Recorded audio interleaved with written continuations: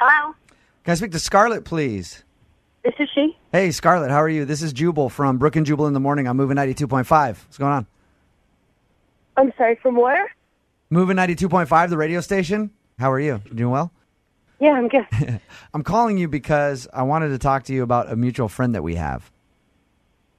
Oh, is everything okay? You recently went out on a date with a friend of mine. He'd like to went out with you, but you haven't called him back, and he's curious if he did something wrong. Wait, so he called you and told you about the date? Yeah, he's my buddy. So, we talked about it, and I was like, hey, you know what? I got this little radio show. I'm gonna go ahead and call her and ask her why she's not calling you back. Oh, why can't he do that himself?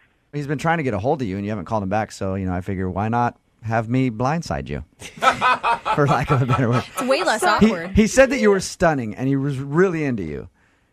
Oh, that's nice. It's a guy named Mike. Do you remember going out with a guy named Mike? Yeah, I know. Oh, you know who it is. Okay. Yeah, I don't go on a million dates. So was there an issue with Mike? Did you not like him?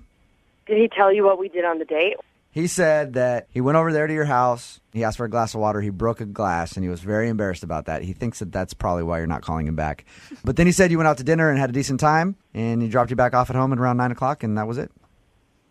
It wasn't that he broke a glass.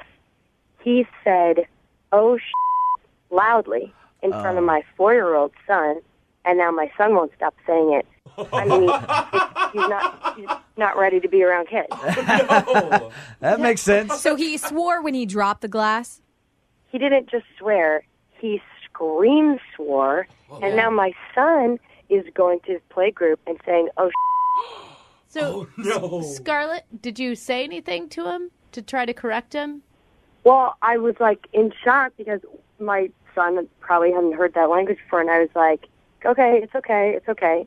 I tried to just kind of brush it under the rug, and my son is like a sponge. He does everything he sees and says everything he hears. So you think he's a bad influence because of one word?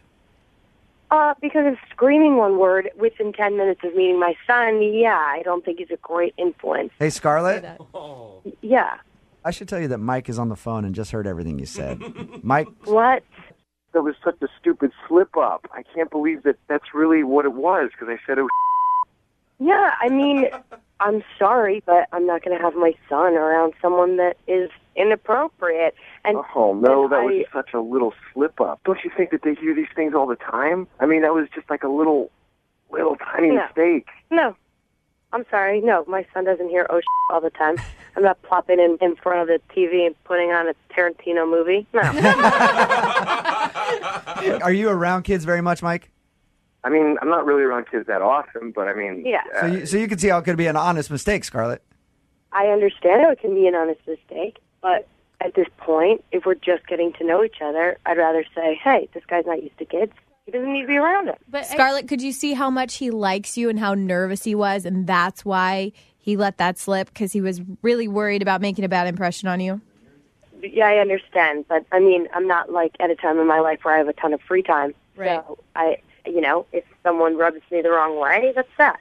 Mm-hmm. Hey, Mike, I'm going to give you 15 seconds to plead with Scarlett. Make your case. See if you can make this better. Scarlett, I'm really, being honest right now. I almost never cuss. I never say anything like that. In fact, the thing that I liked about you the most on our date was how polite and sweet you are and how clean your mouth is, and that's... So, I mean, I really did notice that you were like that, and I would love to try it again. Scarlett, did you hear what he said? I mean, is that... Yeah, I'm so thrilled that he noticed how clean my mouth was. That's kind of weird to say. Hey, Scarlett, we will send you guys out on a second date. We'll pay for it if you'd agree to go out with Mike again. Will you? Well, you know what? If you're paying, I'm not in a position to say no. Yeah, you got a mouth to feed. You know, Mike wanted to celebrate by going, yeah.